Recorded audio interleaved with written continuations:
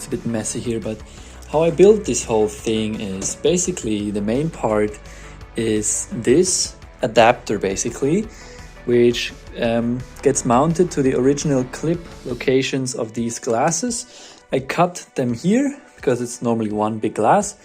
Cut them here. These still have 4 tabs, which are fine. And I use these 3 tabs with some zip ties to fix this one in place. It has enough space here that the original needle can move underneath. It's closed from the bottom that no dirt or debris gets inside. That was important for me. And then this part fits right over here. And that's then the right diameter for the new tachometer to sit inside. But you'll notice that normally the blinker, the indicator, like control lights, are here. And so what I did was, I have these LEDs here.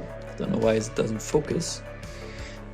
These LEDs here, which are connected to the original locations back here. I soldered them to the bulbs and ran the wires, which also have some resistors inside to lower the voltage for the these use 2.1 volts, and there's 12 here. So got all that figured out. Then I printed a little adapter here, don't know if you can see it, which gets glued to the glass and then holds the bulb, like the LED.